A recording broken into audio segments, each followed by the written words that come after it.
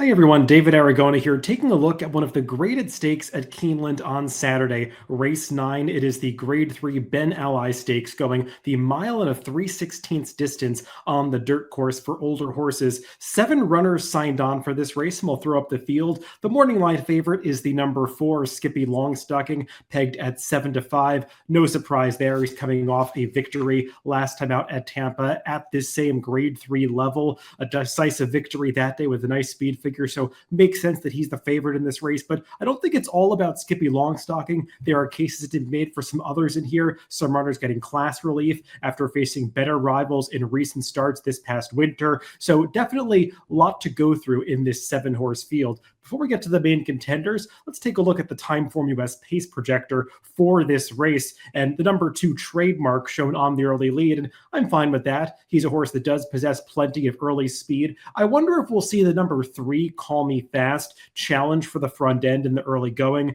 His positioning on the pace projector might be somewhat affected by a poor start last time, which prevented him from showing his early speed. I'll talk about that in just a little bit more. So perhaps this pace could be a little more contentious than it seems based on the pace projector. That would certainly suit the number 5 Rattle and Roll, who's got that best late pace rating flag, and he'll be trying to roll from the back of the pack. Let's also take a look at the Timeform US finish projector, one of the new features in Timeform US, just the visual representation of the Timeform US power picks that you might be familiar with from the classic version of Timeform US, and just shows the visual, the relationship between these runners at the finish line according to the Timeform US algorithm. The number 4 Skippy Longstocking shown as the winner of this race. No big surprise there. That morning line favorite. He comes in with strong form, some of the best speed figures in the field. The number 1 Pioneer of Medina is shown in second. He's a horse that also earned a high speed figure back over the winter at Gulfstream, and actually one of the same races that Skippy Longstocking is coming out of. So we'll talk about that in just a little bit, and actually talk about it right now. As let's go into the main contenders. And the horse that we're going to begin with is that rail-drawn runner, Pioneer of Medina, and I'll just go through this field in post-position order, touching upon every runner. Pioneer of Medina earned his career best speed figure, the 123, 3 back when he was second to Skippy Longstocking in that Harlan's Holiday Stakes at Gulfstream Park. And I talked about this with my Timeform US colleague, Craig Mulkowski. I have some doubts about the validity of that speed figure. Some horses have come back out of that race and run slower in subsequent starts. And I think you kind of see that in Pioneer of Medina's PPs. While he won next time out in the mine shaft, got a lower 120 fig that day, was beating up on slightly weaker competition. And then last time out, he was no match for the likes of West Willpower, who that day looked like one of the best older horses in the country, and also Art Collector, who was the winner of the Pegasus World Cup. So Pioneer of Medina getting some class relief here, but I just have some doubts about the speed figure that he earned when he was in his best form over the winter, and wonder how he's doing coming into this grade 3 Ben Ally. The number 2 is Trademark, and we'll take a look at his race when he won at Keeneland back in October of last season. And I show this race because he won going the 2 turns at Keeneland, a mile and an eighth this day. He'll be going the mile and 3/16, very similar distance on Saturday. And he ran very well this day. He went off at a big price, 23-1, but made a nice early move around the far turn to take the lead, moving into a fast pace, and just one going away at the end. A very impressive effort from Trademark. He earned a 121 Timeform US speed figure on this occasion, came back out of this race and beat up on a weaker off the turf field or I should say a weaker field in a race that, yes, was originally scheduled for the turf at Churchill 2 back. Then last time out, returned from the layoff for his 4-year-old season at Tampa. Might have just needed the race in that challenger, finished behind Skippy Longstocking, was never really a threat in the stretch of that race after showing his typical early speed. So we'll see if he can stick around a little bit longer in this race at Keeneland on Saturday. His trainer, Victoria Oliver, does have decent numbers second off the layoff, so perhaps you can expect a slightly better effort from Trademark. Number 3 is Call Me Fast.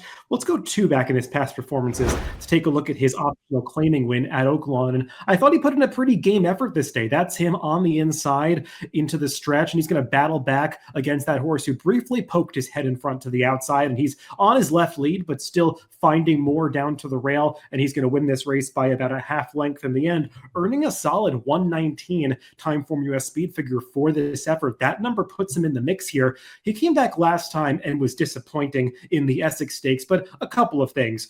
the company was just very tough that day. Last Samurai, kind of like the horse I just mentioned, West Willpower, kind of cementing himself over the winter into the spring as one of the best older horses in the country right now. And furthermore, Call Me Fast broke slowly that day. He was out of position right from the start, got pretty rank heading into the clubhouse turn and onto the backstretch. So just kind of a disastrous set of circumstances for Call Me Fast in that most recent start. I think this is a better spot for him. They're taking the blinkers off, but I still expect him to show speed. He's drawn well outside of his main pace rival, and he's a horse that did really seem to move up when he got to Keeneland last year, finishing first in a race by 8 lengths and then running a good second against Allowance Company. So I think he's one at a price that you might want to keep your eye on in this Ben Ally.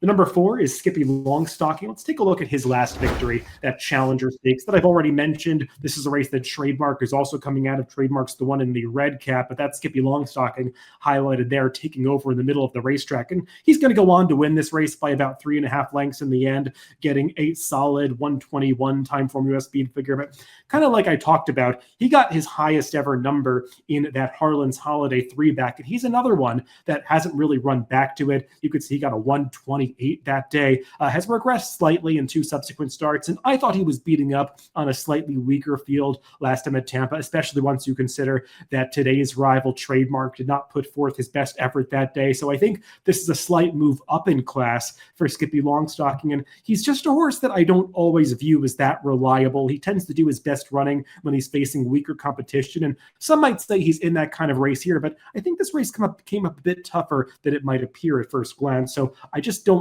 really see the value on Skippy Longstocking, especially if he is around that 7-5 morning line.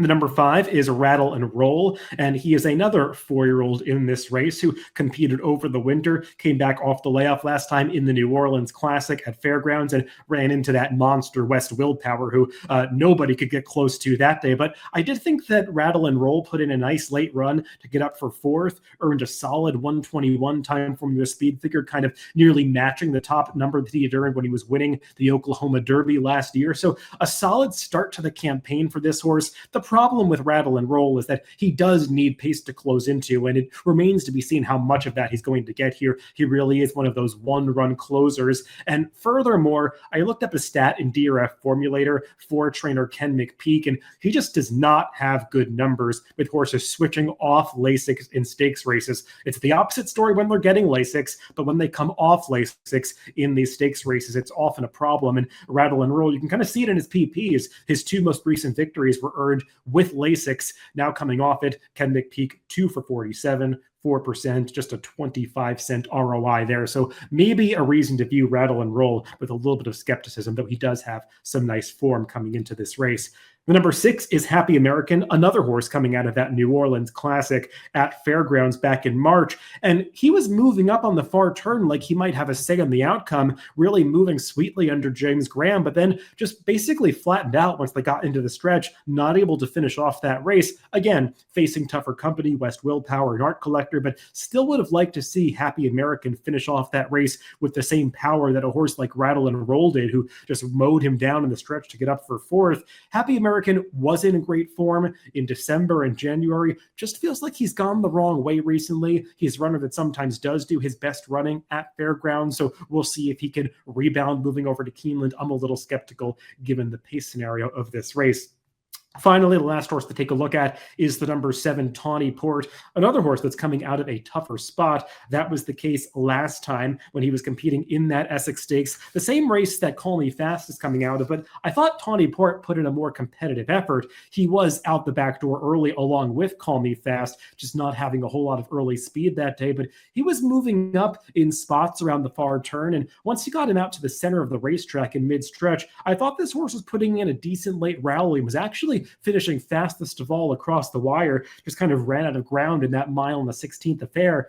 I do believe the extra 1/8 of a mile is going to work in his favor here, and Tawny Port is a horse that has run some nice speed figures in the past, going back to his 3-year-old season. He's got a couple of numbers of 120 plus on the time form US scale, including that really good 3rd in the Jim Dandy behind the likes of Epicenter and Zandon, 2 of the best 3-year-olds from last year. He's now 3rd off a layoff as a 4-year-old, and Brad Brad Cox reaches out to Flavien Prat, who he has excellent stats with, especially in dirt races. Brad Cox and Prat are 18 for 45. It's a 40% win rate with a 263 ROI. And Tawny Port just feels like a horse to me that should have more to offer during his 4-year-old season. So maybe we're going to see it on Saturday. Yeah, he's third off the layoff and putting blinkers on, which might help him stay a little more engaged in the early stages of his race. So let's throw out my picks for this Ben Ally. And I do have that horse that I was just speaking about, the number 7 Tawny Port on top. I don't know if you're going to get the 8-1 morning line on him, but I think a price around 4-1 or 9-2 would be fair on Tawny Port, who I just believe makes a lot of sense in this race, getting some class relief. I do also want to use that long shot, the number 3, Call Me Fast, the other horse coming out of the Essex Stakes. Don't think he had the chance to show his best form last time, and he could rebound, showing some better early speed in this Ben Ally. So that's a look at the Ben Ally Stakes, race 9 on Saturday at Keeneland. Good luck if you're playing the races this weekend.